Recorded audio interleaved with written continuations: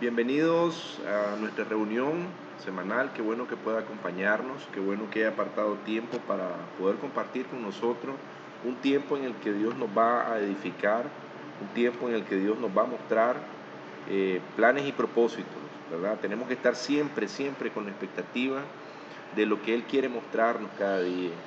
De pronto usted puede ser que esté pasando por una situación que requiera mucha fe, que requiera mucha confianza en Él. Y estas palabras precisamente son las que nos van a dar la guía, nos van a mostrar cómo nosotros como creyentes tenemos que estar poniendo nuestra mirada en Él, que es quien nos puede ayudar. El tema de hoy se llama Volviendo al diseño de la iglesia y lo vamos a basar en Hechos 2, 42, 43. Dice así: y perseveraban en la doctrina de los apóstoles, en la comunión unos con otros, en el partimiento del pan y en las oraciones. Y sobrevino temor a toda persona, y muchas maravillas y señales eran hechas por los apóstoles. Hechos 2, 42, 43.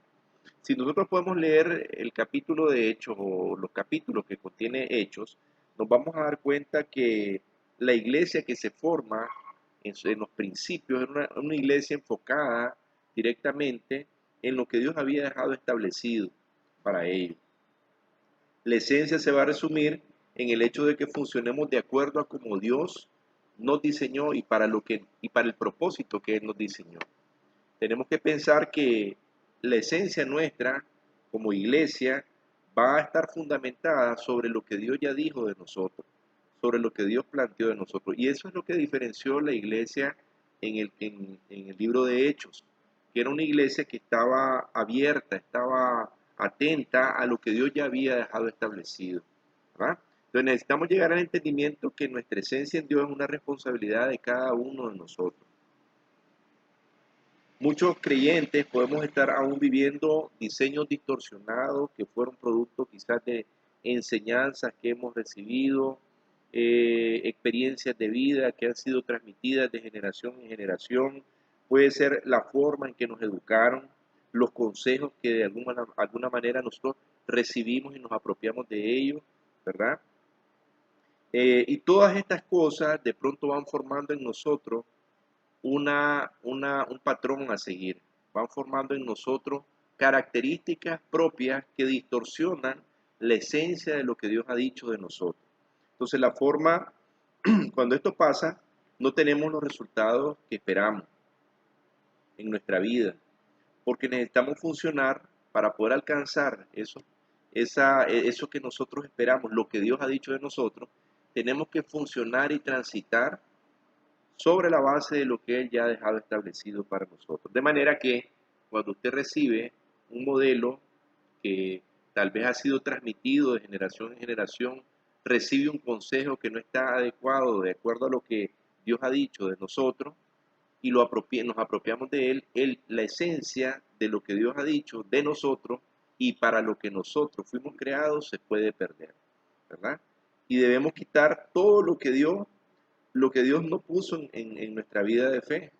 Todo lo que Dios no depositó en nuestra vida de fe, tenemos nosotros que sopesarlo y poderlo cambiar, poderlo quitar, ¿verdad? Entonces tenemos que volver ¿a qué? Tenemos que volver a nuestra esencia. Por eso era que hemos estado hablando por dos semanas acerca de la esencia.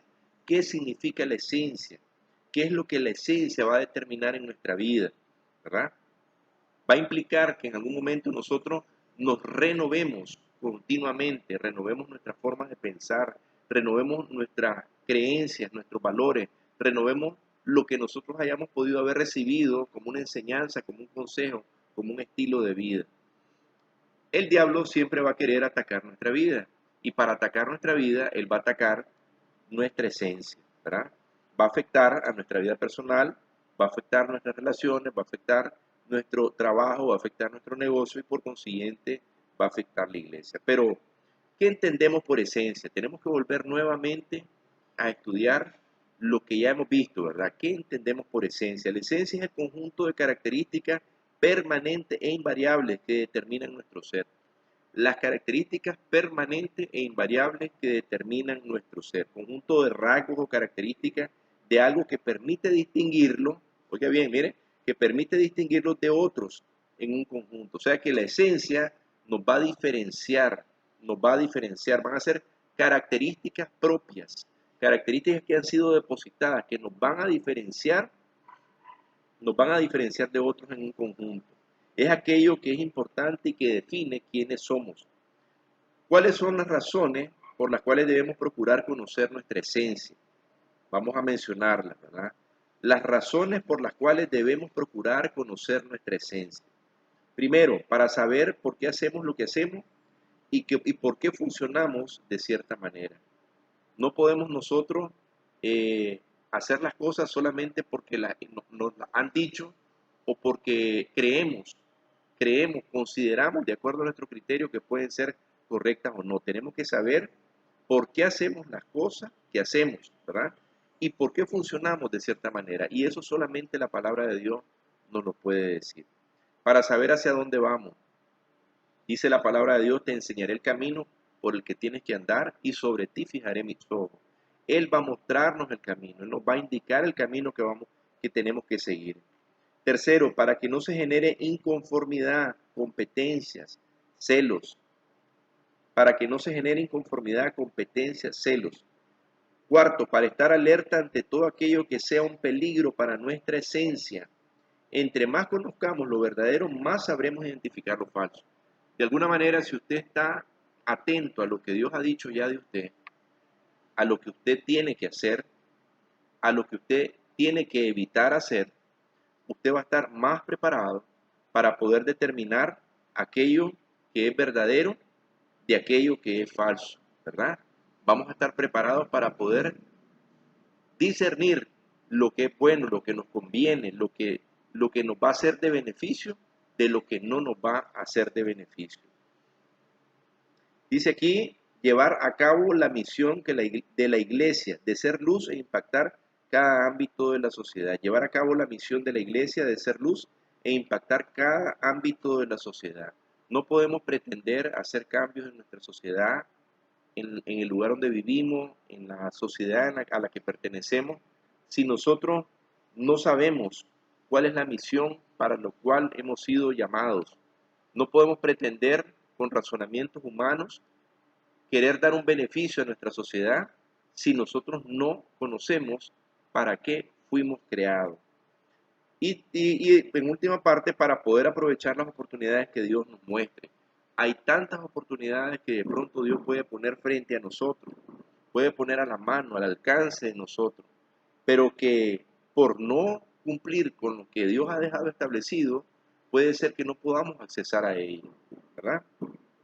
Entonces, en el relato del libro de los Hechos nos ayuda a ver qué era lo que la iglesia de los primeros creyentes veía, creía y practicaba. Era gente que estaba unida, era gente que giraba en torno a lo que el Espíritu Santo decía de ellos, ¿verdad? Era gente que estaba atenta a lo que el Espíritu Santo quería mostrar, ¿verdad? La iglesia primitiva tenía ciertas características y cualidades que eran parte de su esencia.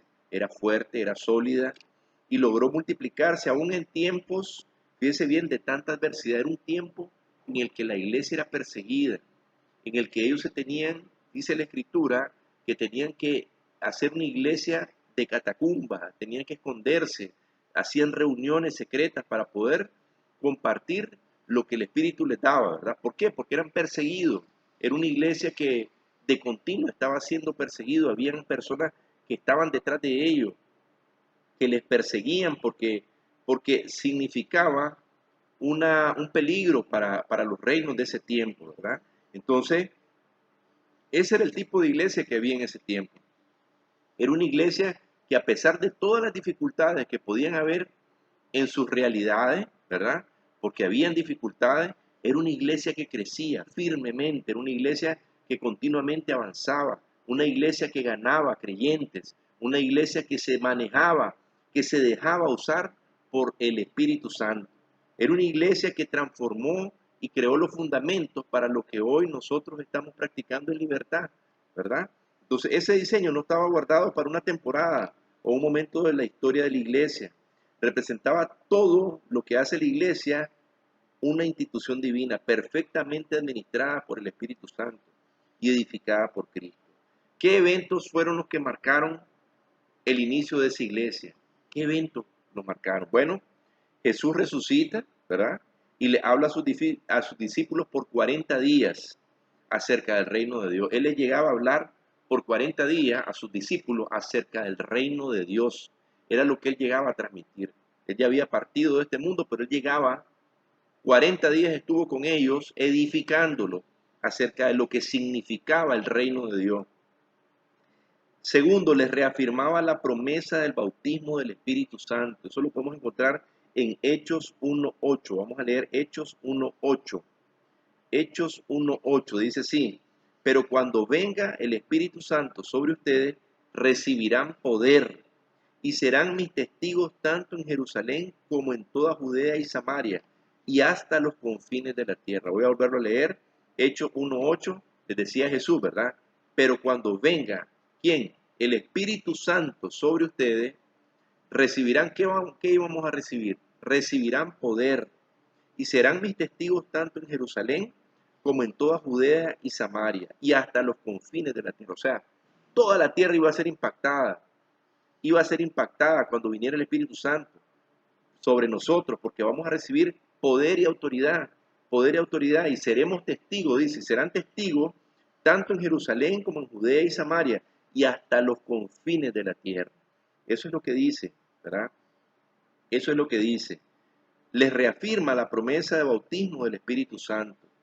Y tercero, estaban todos unánimes. ¿Qué es estar unánime? Unánime es estar de acuerdo, cada uno de ellos estaba de acuerdo con lo que estaban haciendo. Hechos 2.1. Vamos a leer Hechos 2.1. Dice así, Hechos 2.1. Cuando llegó el día de Pentecostés, estaban todos juntos en el mismo lugar. Y todo el que invoque el nombre del Señor será salvo. Cuando llegó el día de Pentecostés, estaban todos juntos en el mismo lugar. Estaban reunidos en un mismo lugar en el día de Pentecostés. Y en ese momento llega el Espíritu Santo. Y todo el que invoque el nombre del Señor será salvo. Entonces, estos hechos fueron los que impactaron a esa iglesia. Pero el primero, que Jesús resucita y por 40 días Él llega a estarles hablando a sus discípulos acerca del reino de Dios, ¿verdad? Segundo, les reafirma la promesa del bautismo del Espíritu Santo, porque con ese bautismo iban a recibir, ¿qué cosa? Iban a recibir poder y iban a poder impactar al mundo conocido y al que no habían llegado aún todavía, ¿verdad? Y lo tercero es que estaban todos unánimes, o sea que todos estaban de acuerdo en lo que estaban haciendo, ¿verdad?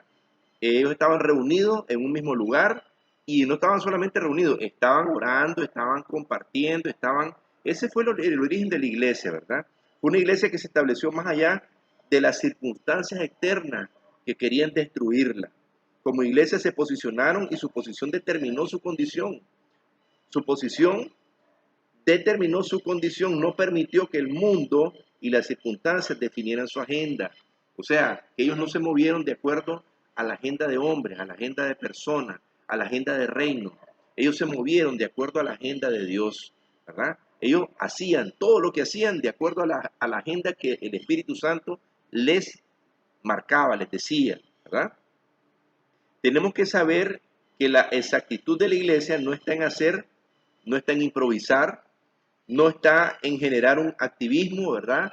No está en que de pronto usted lleve estadísticas de lo que está haciendo, ¿verdad? No está en desarrollar actividades que le generen tal vez, de acuerdo a ideas de hombres, más activismo.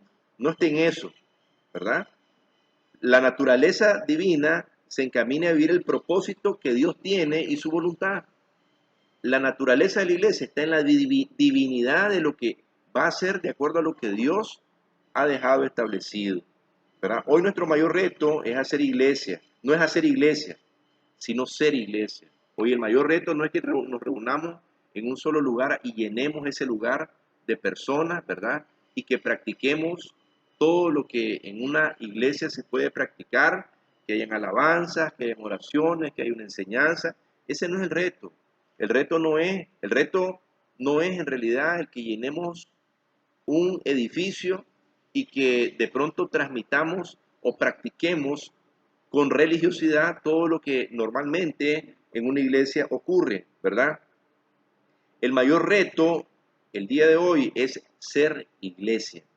Hay una diferencia entre hacer iglesia y ser iglesia.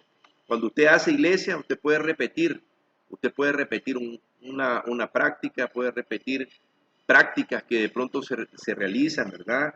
Podemos tomar como una base, qué sé yo, un script de cómo se va haciendo. Usted llega, de pronto hay una alabanza, luego de la alabanza hay una oración, están las ofrendas, luego de la ofrenda hay una enseñanza, después hay una oración, y podemos repetirlo y llenar gente, y llenar de gente ese edificio, ¿verdad? Pero en realidad el reto mayor hoy por hoy es lograr ser iglesia desde los fundamentos correctos.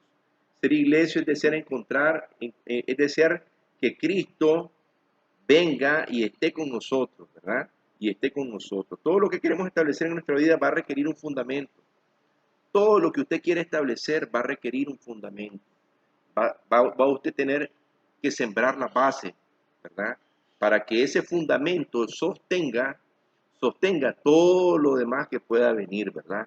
De pronto, ese fundamento puede ser pequeño, pero es lo que va a sostener aquello que usted quiere desarrollar y establecer en su vida, ¿verdad?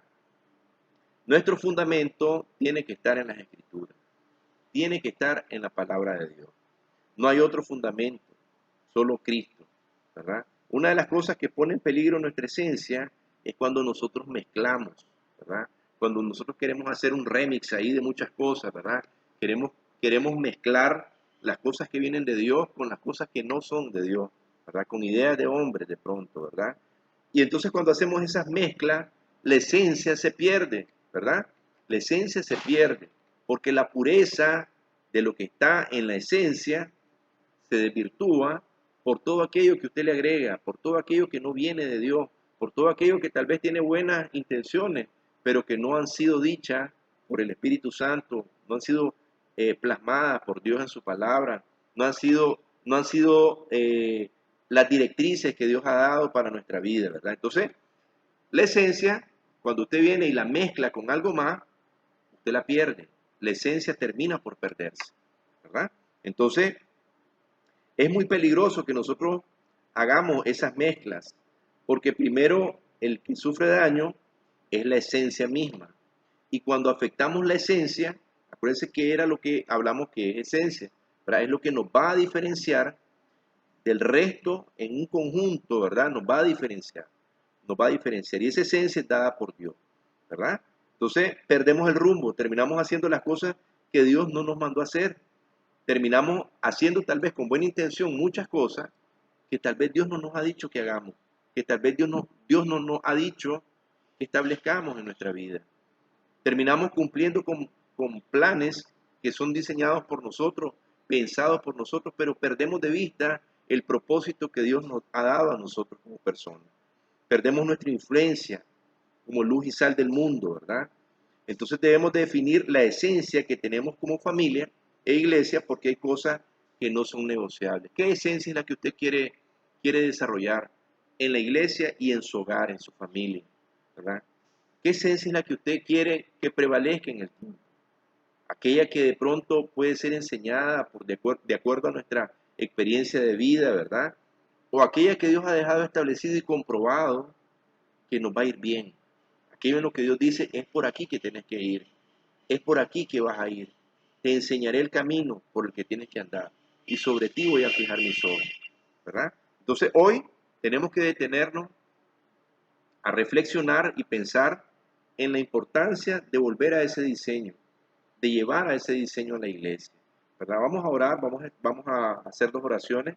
La primera va a ser para que aquellas personas que tienen un ansia por encontrarse con Dios puedan hacerlo, ¿verdad?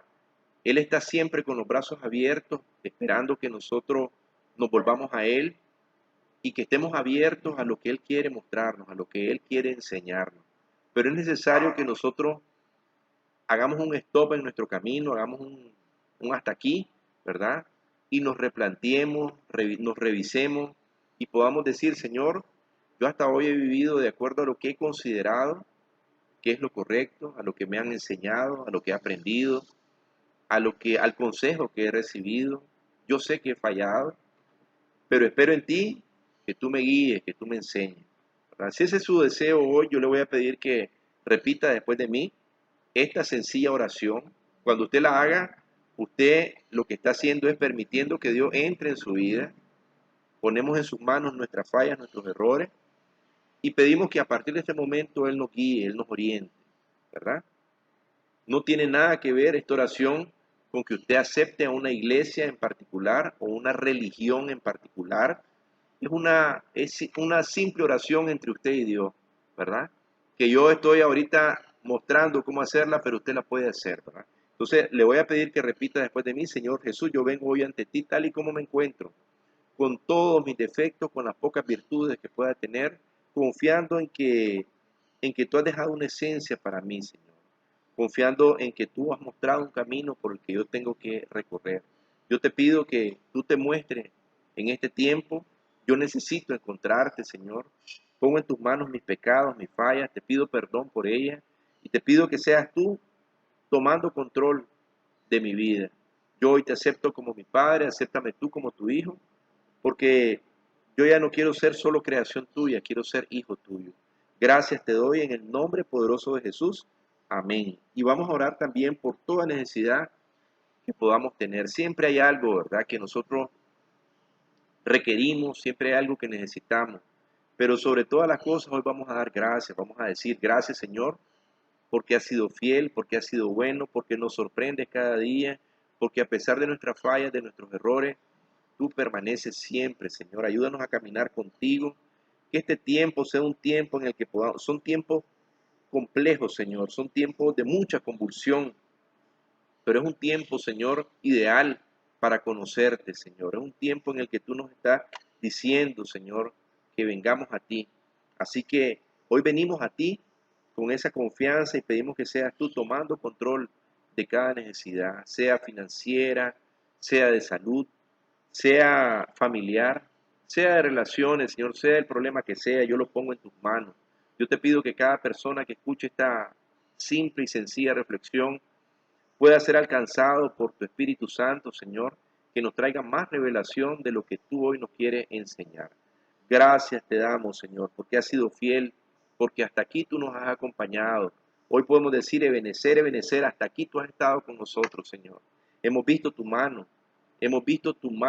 yendo delante de nosotros, abriendo puertas, rompiendo cadenas, quitando toda atadura, toda enfermedad, Señor, que nos puede haber retenido en el lugar en el que estamos, Señor. Yo te doy gracias y pido que bendigas esta próxima semana, que sea una semana salvaje, Señor. Una semana en la que podamos ver tu mano, tu diestra poderosa en nuestra vida. Y que sea una semana, Señor, en la que podamos empezar a caminar contigo. No importa cuándo lo hagamos, pero que podamos caminar contigo, que podamos ver tu mano moverse en nuestra vida. Gracias te damos en el nombre poderoso de Jesús. Amén. Nos alegra haber podido estar esta vez con ustedes. Esperamos podernos ver pronto, podernos reunir, ¿verdad?, nuevamente en esta transmisión. Y si Dios lo permite, pues vamos a estar aquí la próxima semana. Saludos y buenas noches.